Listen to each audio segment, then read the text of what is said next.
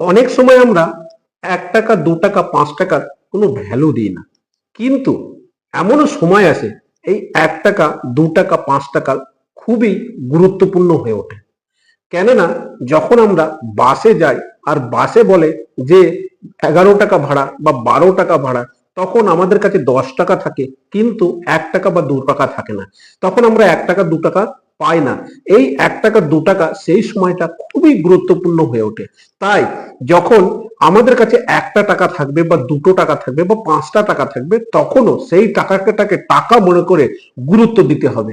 এরকম একটা উদাহরণ দিই।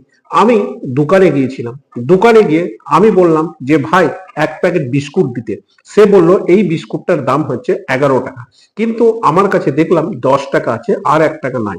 তো আমি তাকে বললাম ভাই 10 টাকা আছে, দেবে? তো সে বলল না, এটা 11 টাকা দাম, তো 11 টাকাই দিতে হবে। কিন্তু আমি তাকে 1 টাকা বার করে দিতে পারলাম না, 11 টাকা দিতে পারলাম না বলে সে আমাকে বিস্কুটটা দিল না। কিন্তু আমার খুবই খিদেও পেয়ে গিয়েছিল আর আমার ইচ্ছাও যাচ্ছিল যে এই মুহূর্তে এখন যদি আমি 1 প্যাকেট বিস্কুট খেয়ে পানি খেয়ে নিই, তাহলে হয়তো আমার ভোগটা মরে যাবে। কিন্তু আমি ওই 1 টাকা না দিতে পারার জন্য সে আমাকে বিস্কুটের প্যাকেটটা দিল না।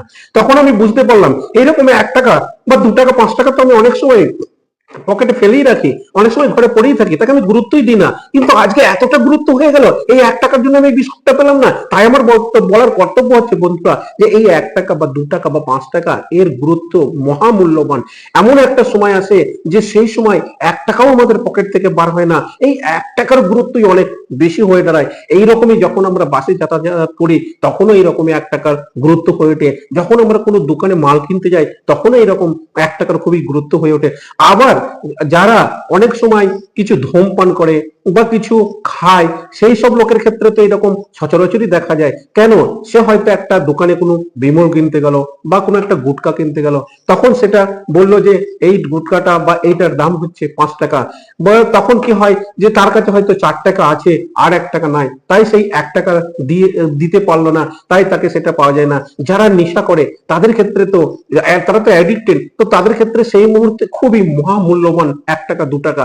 তাই অনেক সময় এই 1 টাকা 2 টাকাকে আমরা কোনো গুরুত্ব দিই না। এই 1 টাকা 2 টাকাকে গুরুত্ব দিতে হবে, মানতে হবে যে টাকা তো টাকাই হয়, তাতে এটা 1 টাকা হোক বা 2 টাকা হোক বা 5 টাকা হোক। কেননা অনেক সময় আমাদের এই 1 টাকা 2 টাকার কারণেই আমরা অনেক কাজে আটকে যাই। তখন আমরা বুঝতে পারি যে 1 টাকারও ভ্যালু আছে, 2 টাকারও ভ্যালু আছে, আর 5 টাকারও ভ্যালু আছে।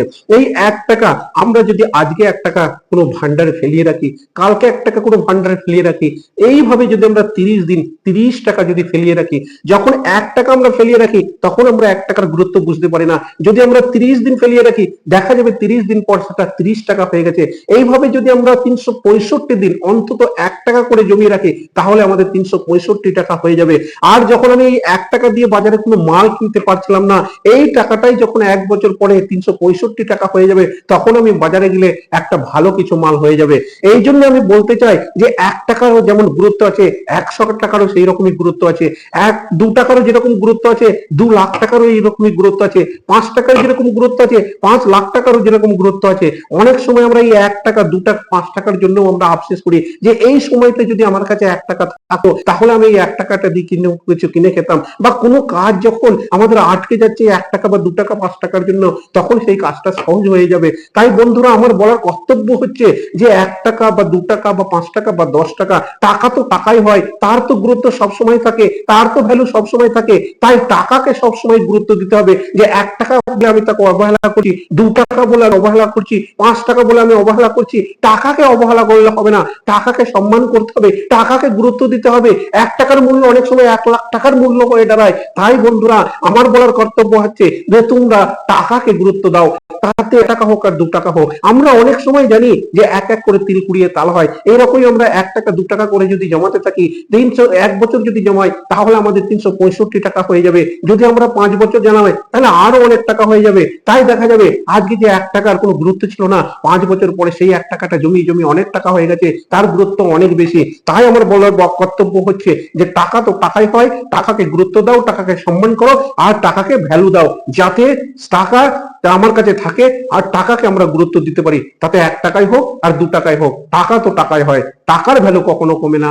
যা এইভাবে যদি আমরা চলতে থাকি, টাকাকে যদি গুরুত্ব দিতে থাকি, তাহলে আমরা ঠিক এক সময় টাকা বানিয়ে ফেলবো আর আমাদের টাকাও হয়ে যাবে। তাই আমার বলার কর্তব্য হচ্ছে যে 1 টাকাও টাকা, 2 টাকাও টাকা, 500 টাকাও টাকা, তো টাকাকে গুরুত্ব দেওয়া খুবই দরকার আমাদের জীবনে।